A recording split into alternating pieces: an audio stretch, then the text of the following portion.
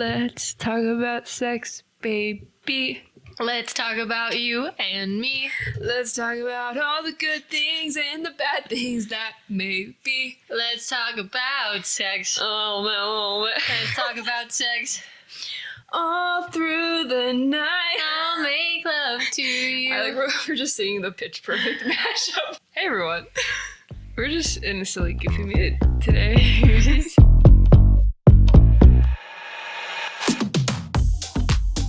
Welcome back to What They Don't Say. We are not a professional singing group. I know you might have mistaken us for one. It happened. That's our other podcast called What They Don't Sing. We've gone on the side route because you might not have recognized Lauren's co-host today, me, because I look so different with my new haircut, and you might have mistaken me for a rock star potentially. Apparently people are saying she looks like a rock star now with her new hair. Let me know if you think I look like a rock star. We'll put a poll.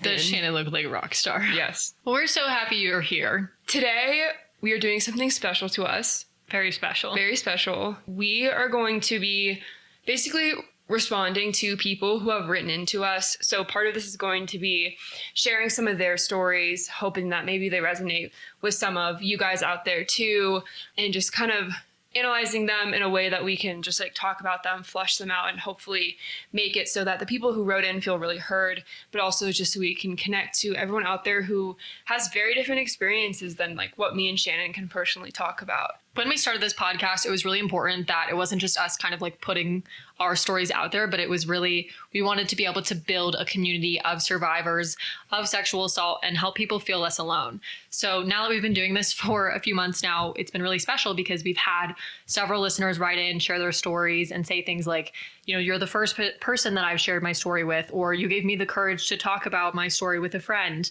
And so just anybody who's listening to this episode today, just please remember that these stories that we're reading are real people, and these are real people's stories. And so give them the respect and the time and truly like listen to what they've been through, because that's why we're doing this episode today, is to be able to shed light on other people's stories from different perspectives.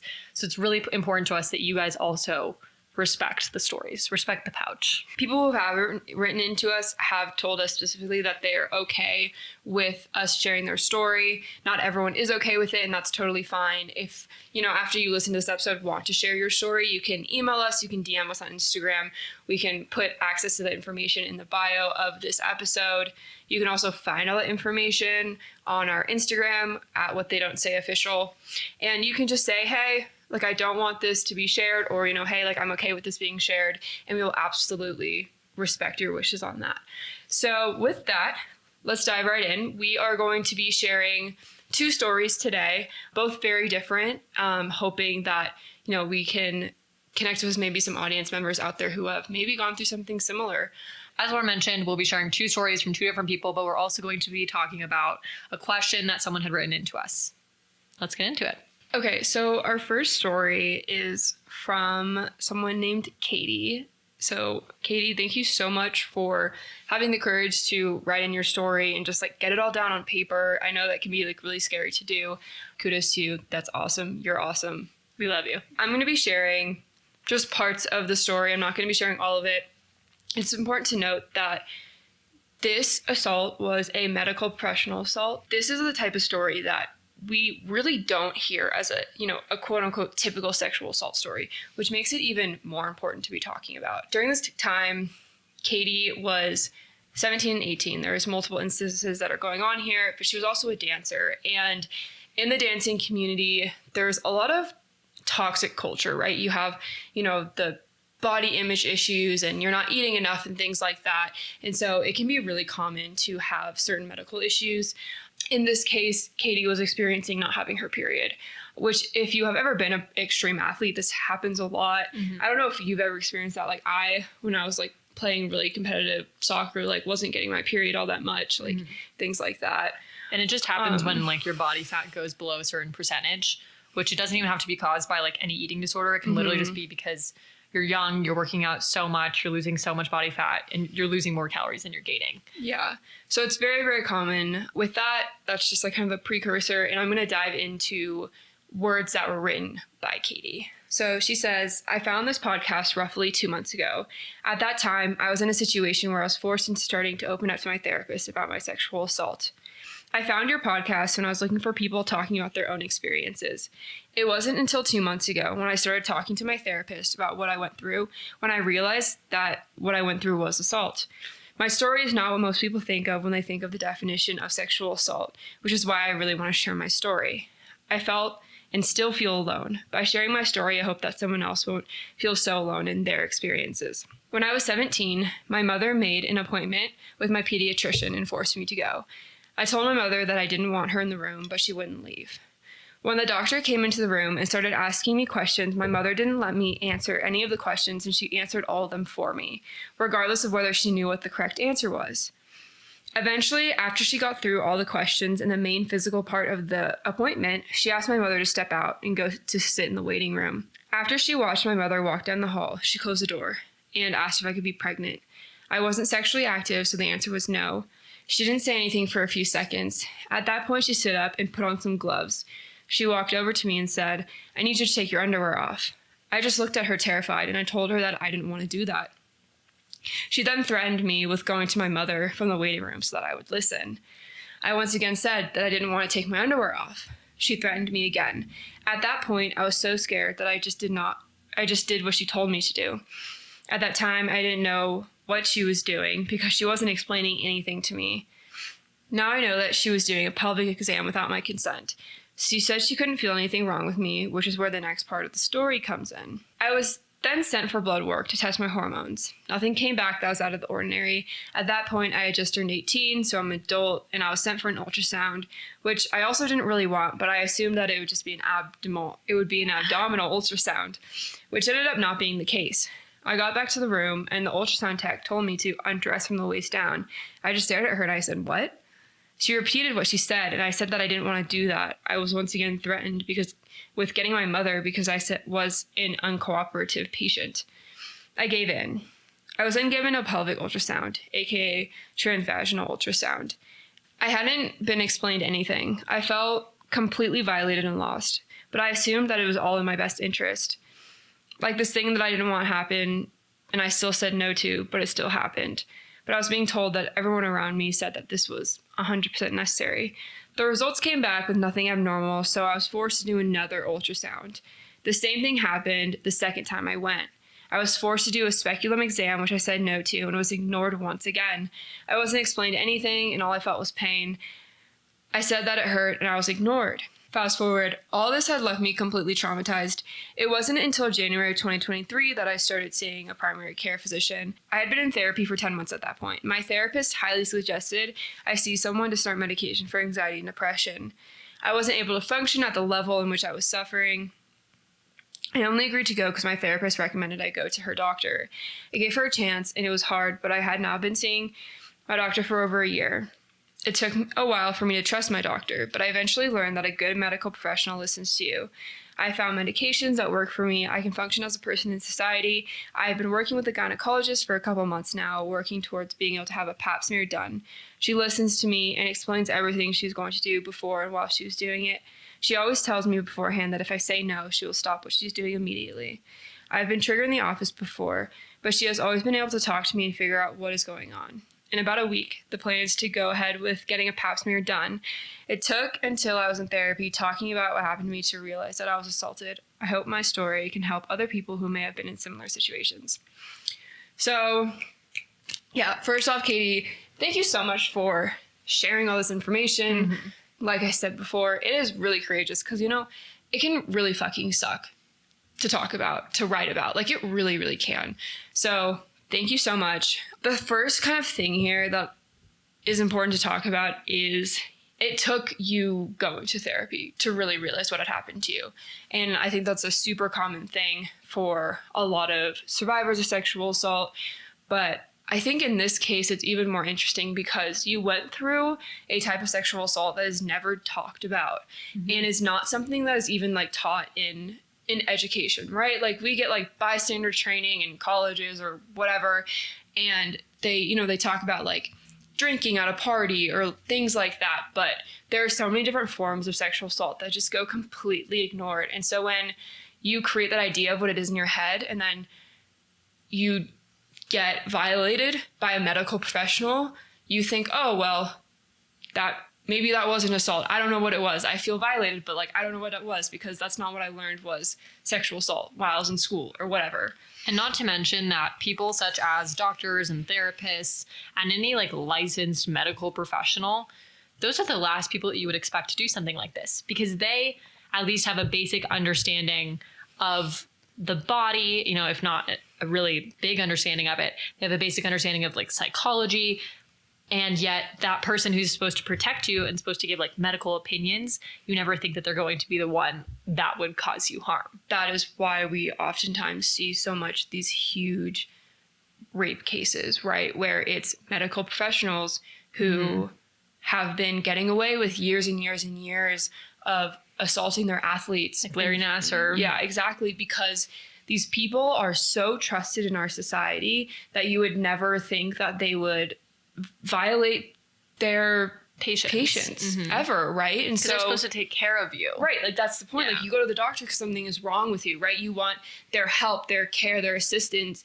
That is what you expect when you walk into a doctor's room, right? Like that is what you should be getting. And so then when something like this happens, that's confusing. You're like, well, they're supposed to be helping me, so this must be in my best interest. Like, yeah, like I don't feel good. Like this is not okay with me, but maybe they know something that I don't know, or maybe they just know that this is the only thing that's going to help me. But like Katie said at the end of her story, she has started going to medical professionals that make her feel heard and understood, and they tell her what is going on, and they always make sure they have her consent before they do anything with her body. And so that is what it's supposed to be like, right? It's not supposed to be some scary, forceful, threatening thing, right? It's supposed to be, it should be a safe space. It really, really should. I think that going to the doctors is kind of scary in general. Like you're always like, even if you're just going in for a normal checkup, there's always that looming feeling of like, what if something is wrong with me? And so to go in and to have the doctor be the one that creates a problem by violating your body, that's a really horrific experience. Like I cannot imagine what that would have felt like. Also, something that I thought was interesting here, and maybe this is outside of the scope, but your mom answering the questions for you to the doctor, that felt particularly interesting because I don't know your mom. I'm sure she's a lovely person, but not allowing you to have a voice. And it sounds like not that it would have fucking mattered anyways, because the doctor ignored you and your wishes, you know, once your mom left the room. But your mom responding to the questions, even with those being incorrect, like her responses being not correct, that feels like an interesting taking away of power as well. Something that I think happens fairly frequently, but once again, isn't really talked about. Along with that, you know, you had mentioned that now you're working up to getting a pap smear.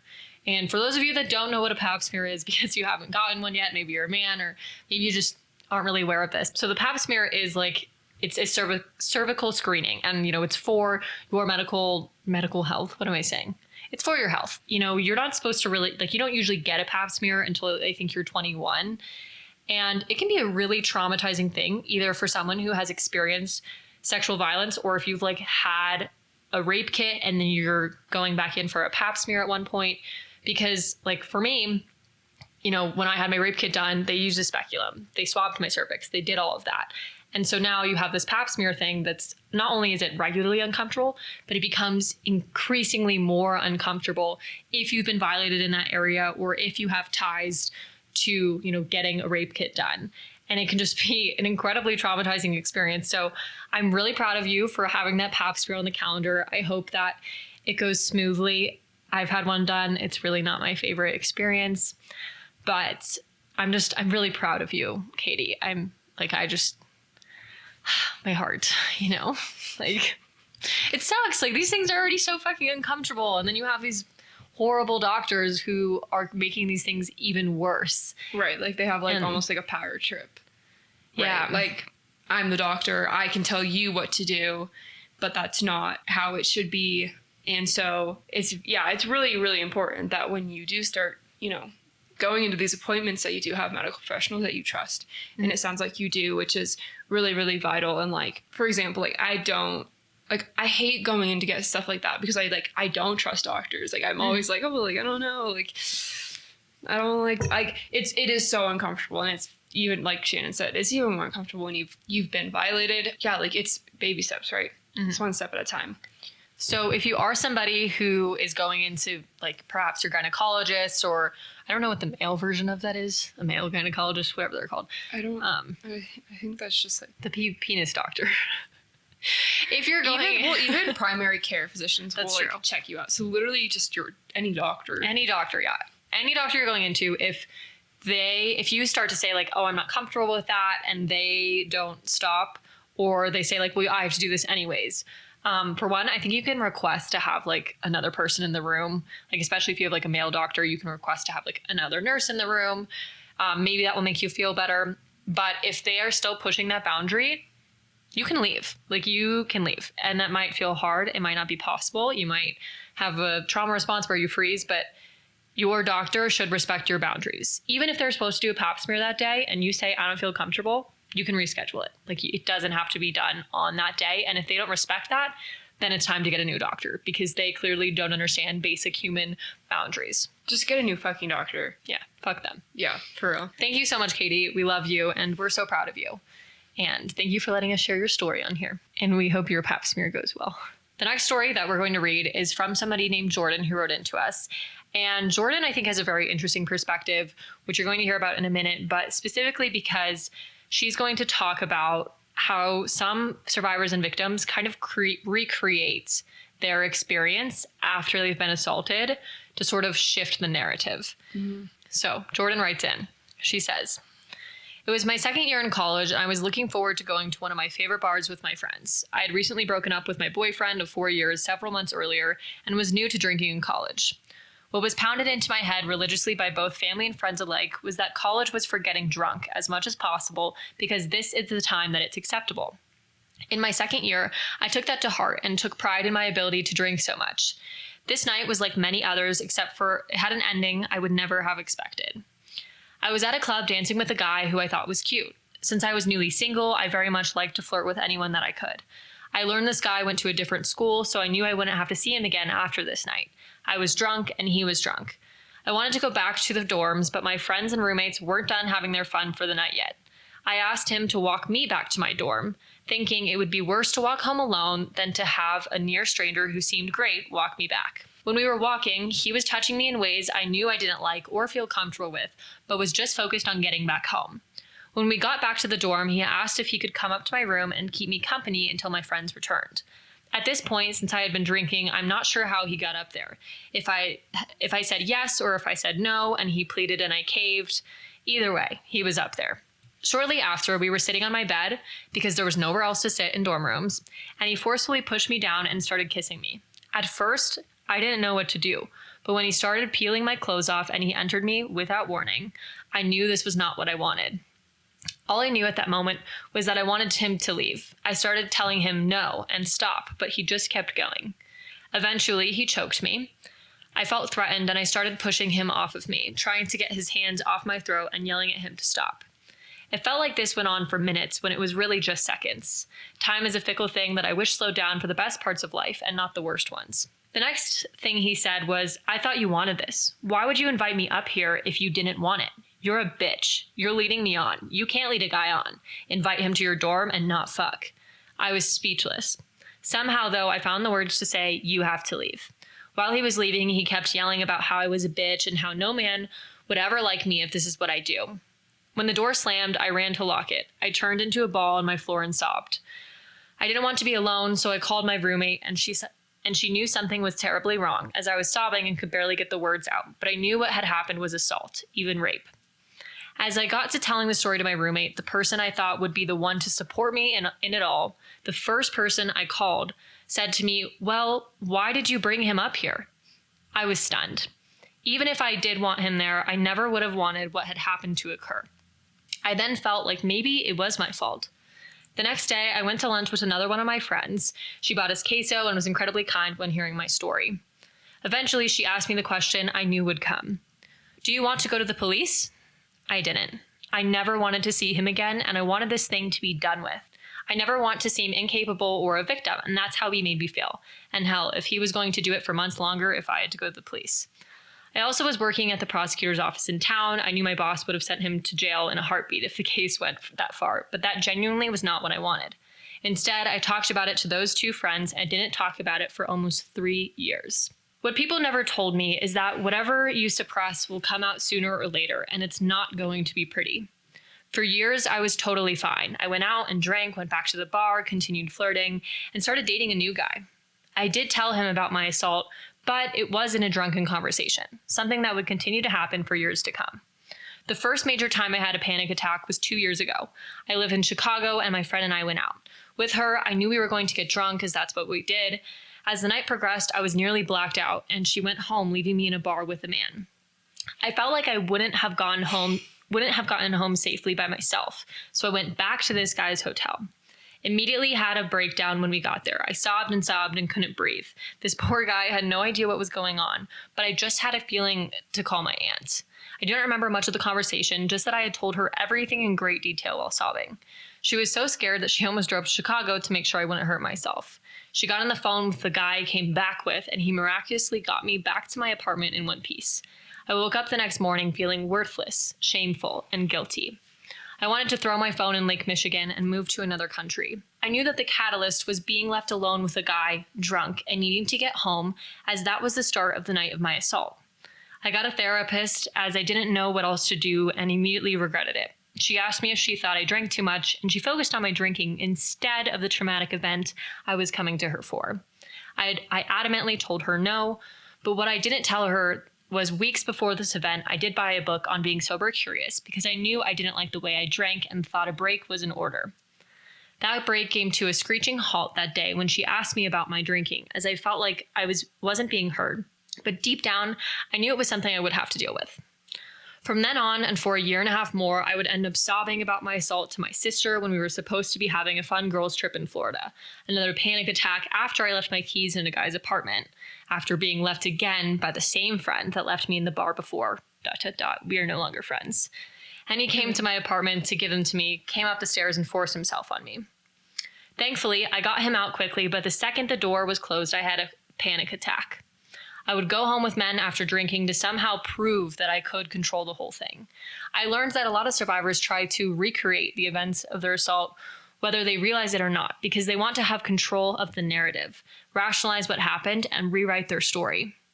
I've had flashbacks while sleeping with men, and I have to stop and start sobbing in the middle of sleeping with them as well randomly. All of these I thought weren't normal, and I felt like my own worst enemy. Drinking was a way to cope with it, another thing I didn't know. I just thought that I was drinking like everyone else, but instead I was just trying to numb the pain and keep the feeling and emotions suppressed.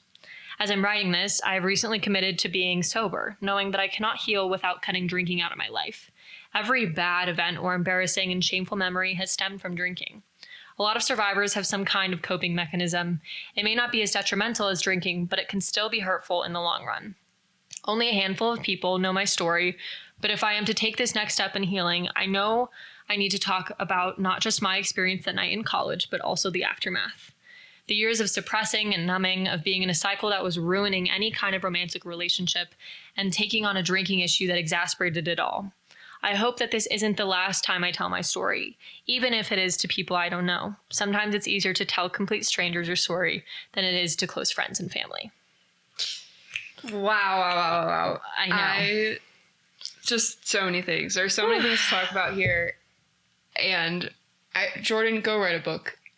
You're a great writer, truly. I'm angry. I'm angry for you. I'm angry with you. Like, there are just a lot of, unfortunately, almost like stereotypical things that happen, right? Mm-hmm. We're seeing the victim blaming, right away.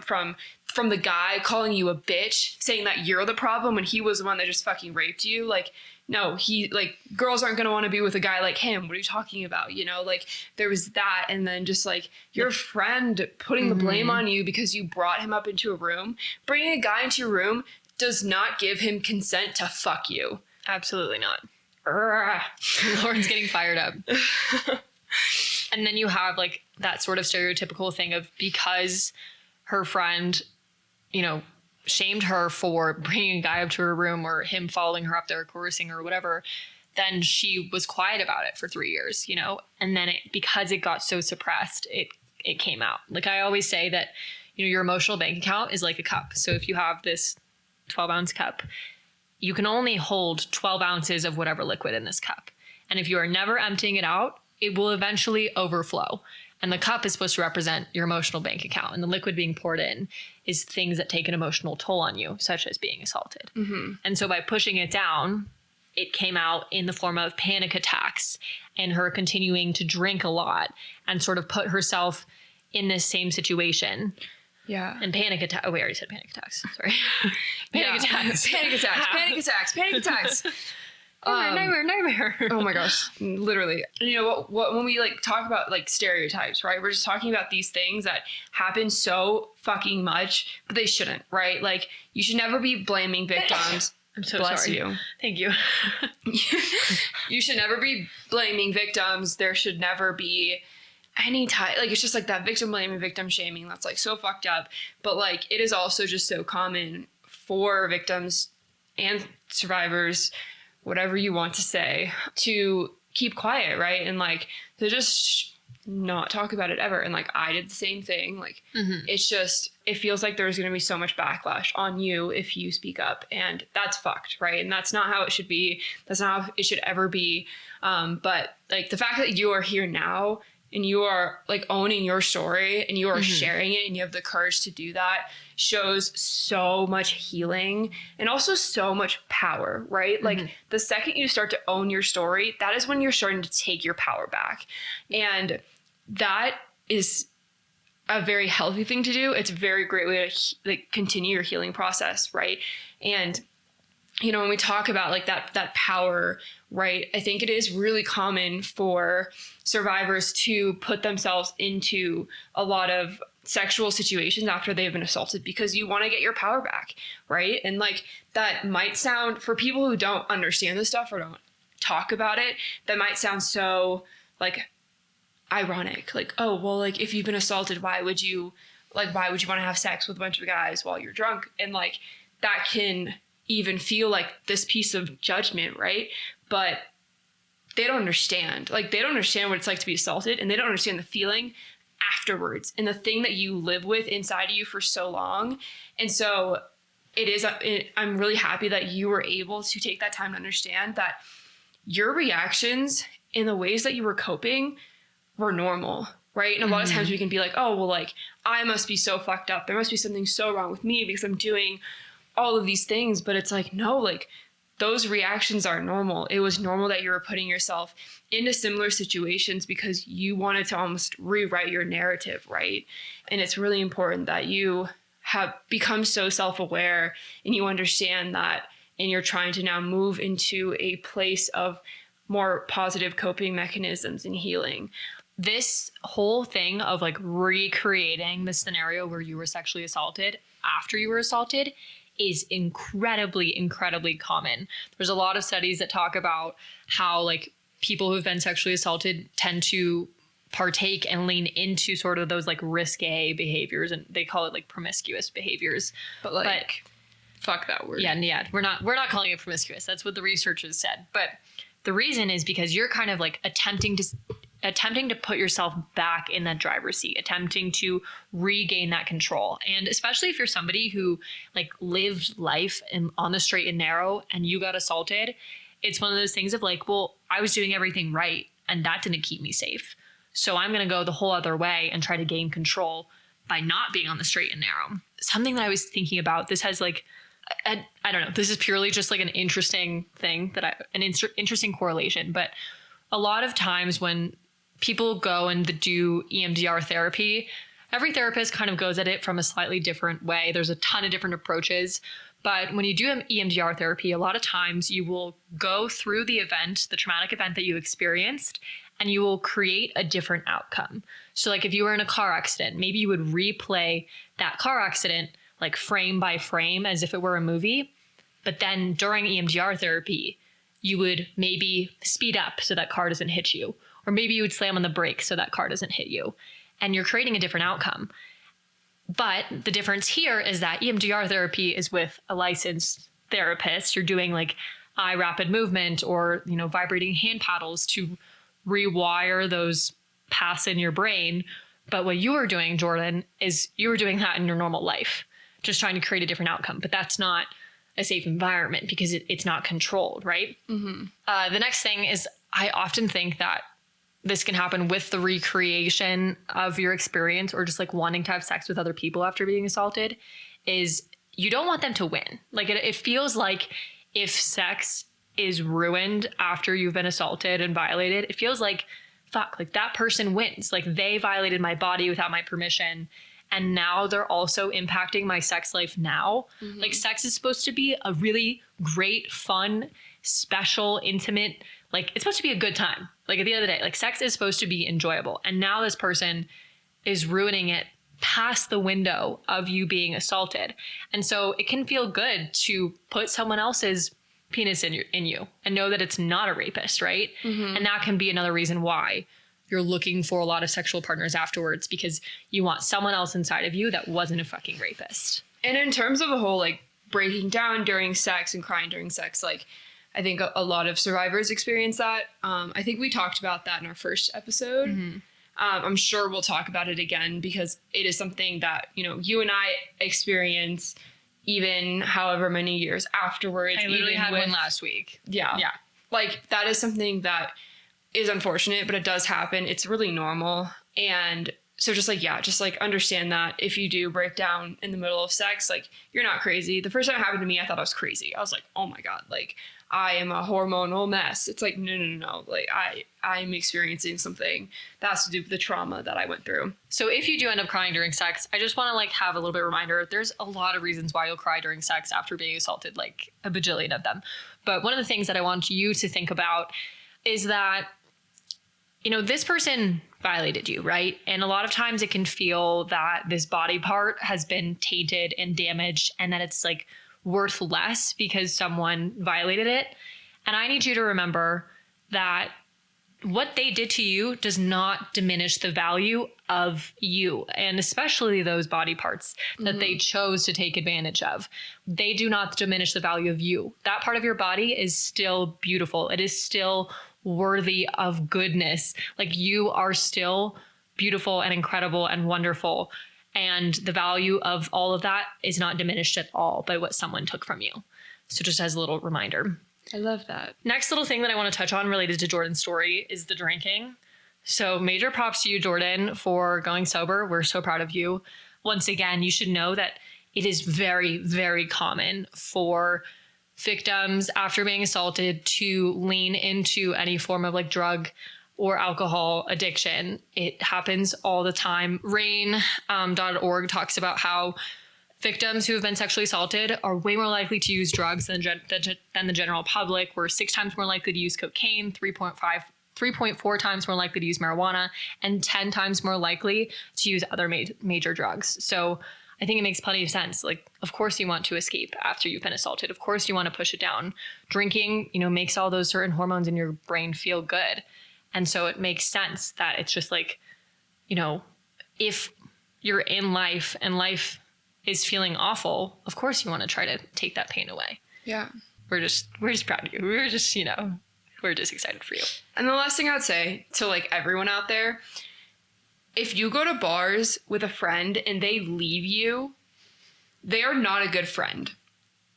So Jordan, thank God you are not friends with that person anymore. Mm-hmm. But just like as a rule of thumb, especially as a woman, absolutely. If you are going out, if you are going to a club, to a bar, to a restaurant, I don't give a fuck where you are. If you are going out and you're going to have like exposure and you're drinking and things like that, like don't leave your friends behind. Especially alone. Especially, that's yeah. Fucked. Like if you know that they're safe, they're with your other friends, that's one thing. Do not leave them alone. That is so fucked up. Like that is not okay. There's a reason why we've created like buddy systems. Like when me and Shannon go out together, we don't even let each other go to the bathroom alone. Mm-hmm. You know what I mean? Like don't leave your friends like that. That is so not cool. Like just as a rule of thumb, if your friends ever do that, tell them they're a bitch and stop being friends with them. Yeah. Seriously. And it can be really hard. Like we talked about this, I think, in our New Year's episode. It can be very hard, especially if Especially if, you're talking to a guy and you want to go home with them, but you just came with your other single friend, but just, you cannot leave them. Like that guy that you met at the bar, it's very unlikely that they're your husband. Maybe, but if they're your husband, then they won't care tomorrow. then they won't care that you've left. They'll be okay with waiting till the next day. Yeah. Or even honestly, like, I don't know, this is definitely on like the girls. Like I'm putting this weight on girls going to bars with their friends, right? But if you're a guy and you want to go home with a girl and you notice that she's there with one other girlfriend, maybe say, hey, what if the three of us went and got snacks, like, like post bar food with the three of us? For one, very good move for the guy. Okay. Shows that you are a respectful man. You care about other women. And two, all the ducklings are staying safe. Preach that to your friends. Yeah. Last little bit of time here. We are going to just answer a question that someone wrote in, and they were just kind of curious about how often we think about our assaults. I know we come on here and we talk about like all this different shit, and we talk about like certain aspects of our assault. We talk about a lot of the post stuff, like relationships and all that fun shit. Yeah. And what they had said, they had sent us a DM and they just said like, hey, I'm just really curious, how often do you think about your assault? And they had said because they feel like they think about it a lot, and it's been, I think, almost a year for them. And that for us, it's been more than a year. And they wanted to know, how often do you think about it? Does it ever not come up in your mind during the day? Short answer, yes. Yes. The Roman Empire. Yes. But in a bad way. Okay, I don't understand that. What is this Roman Empire thing? I keep seeing it like on TikTok. I'm like, my Roman Empire is that I'm just. Do you want me to tell you? Yeah. Okay. The Roman Empire, there's this theory that boys think about the Roman Empire like 1 to 2 times a day. Oh. So like you should ask Mustache Man, your boyfriend. He definitely thinks about it at least once a day. So this whole thing of like, what's my Roman Empire? It's, well, just as a collective whole, many men think about the Roman Empire at least 2 times a day. So what do you think about 2 times a day? So it's supposed to be a positive thing. I think for women, it's one of those things of like, my Roman Empire is that friend who started out normal and became psychotic, like something like that. So my Roman Empire is that I was sexually assaulted. There you go. Okay.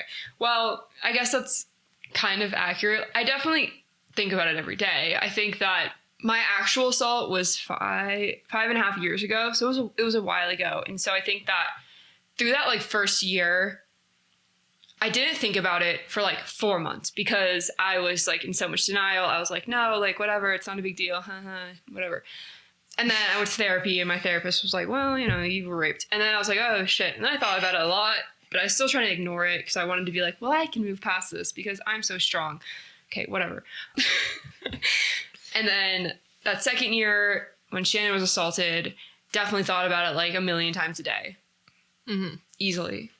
And I think that throughout those 3 years of going through the court process, it was something that I thought about daily, but it was definitely like spiked. Like, yeah, there would be like months where we would be dealing with like court shit or investigative shit. And, I'd be thinking about it like for like nonstop all day long. Like it's all I could think about. And definitely during that whole court process, whole investigative process, a lot of days were just consumed with the thoughts of the assault and everything that was happening. It can almost become like an obsession. Yeah. Especially when you're in some form of legal case, right? And like an obsessive compulsive thought, almost like a complete thought loop of like I've thought like replayed it in my mind, trying to remember every single detail. And that happened a lot before the court or during the court process. Or like deep diving into legal mumbo jumbo on the internet or trying to learn more about the attorney. Like just, it can be completely consuming. And I think it was for both of us during the court process for many, many days. Like there was many times where I was not doing any schoolwork because I was doing research or just sitting thinking about it, like the event itself. I think now though, we'll give the time frame of like the past year and a half. I think it's one of those things where like there are definitely days where I don't really think about it at all. I don't know about you. It's kind of in and out. I definitely think about it at least once a day, every day. Mm-hmm. But it went from being this thing of like, wake up, rape, toothbrush, rape, put clothes on, rape, eat breakfast, rape. Like that was the frequency at which I was thinking about it afterwards. And now it might just be like, I'm driving to the grocery store and it's like, oh, my rapist. Yeah, I was raped. Like just, oh, but it's not a lingering thought. And I think that's the biggest difference that time You let it does. come and go. Right. And it becomes something that I don't grasp onto and hold and think and make me really upset. And don't get me wrong, some days it pops into my head and I get really upset that happened to me. Yeah. But most days now, after about 4 years, it's a thing of that happened to me. That sucks. And then it just like, you go about your day. I think it would be the same thing for me. Like there are definitely days or nights where it does feel really consuming and I do think about it a lot. Maybe I'm feeling more anxious that day or more depressed that day. Maybe some of like my PTSD symptoms have been worse. So there are definitely days where it's just so much worse. And I think that's really normal. But there are also days where, you know, it just like comes and goes. It's kind of like, it's really similar to if you've ever learned how to meditate and taken time to meditate. The whole concept is that it's not that you don't think about things. It's that you let the thoughts come into your head and then you kind of let them go. You don't hold on to them. You don't start thinking about them more and more. You kind of just, it's like clouds passing by. You just let them come and go. And I will actually say that practicing things such as meditation and mindfulness really do help with not holding on to really, really dark thoughts that pop into your head and like all those intrusive thoughts. I think that like I did that every morning for about a year during and like after the trial and stuff. And that was something that was super beneficial for me. I didn't know that you meditated because I was thinking it sounds like meditation, mindfulness. Get it, girl. So if you're somebody who is thinking about your assault a lot, and maybe it is all consuming for you, Lord and I talk a lot about how your trauma is not confined to the day that it happened and that it extends past it for a long time. And someone had commented on something recently and they said that victims and survivors of sexual assault will serve a life sentence for what someone else did to them. And I think that's the perfect representation of how often we think about it. So yeah, if you're someone who's thinking about it a lot, just know that it's okay. I do strongly recommend we strongly recommend getting some form of therapy because you don't want it to overtake your life forever.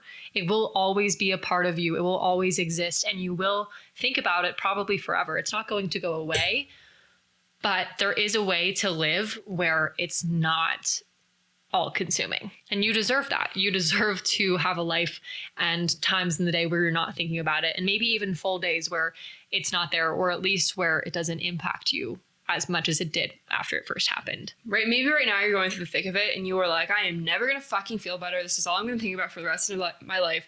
Trust me, we have been there. Like there were days and days and days and days that turned into months and months and months and months where I was just in the darkest fucking place and I never thought that I'd get out of it.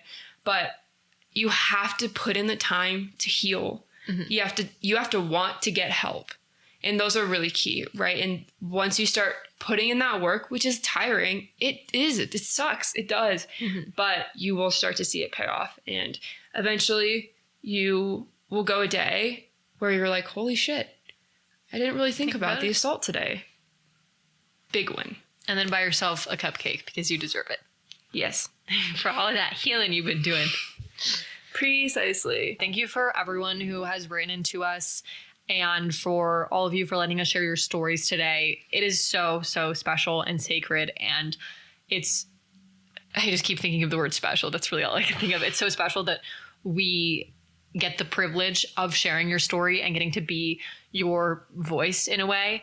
It's still your voice, but I guess we're just using ours to read it. But it just feels like... We get to be an enabler for your voice.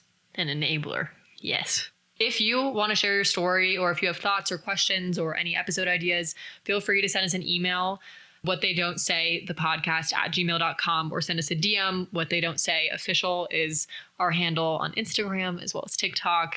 We'll put it in the description. Episode description too. Being close to someone's vulnerability is such a luxury for us. And we want you to know that we don't hold any of this stuff lightly at all. Like, it is just, I can't express enough how much of a privilege it is for us to be able to do this. So thank you for letting us do it. It is a privilege. And it's amazing to be able to connect with people in this way, because it can feel isolating and it can feel lonely, and we've all been there. And so we're stronger together. Strength in numbers, baby. Like, it sucks to say that there's a community, but because it happens so frequently, and because sexual assault is so common, it's kind of a beautiful thing that we can connect in a way. And we can make each other stronger. Yeah. Thank you guys so much. We love you. We'll catch you on the flip side. Cheers. Cheers.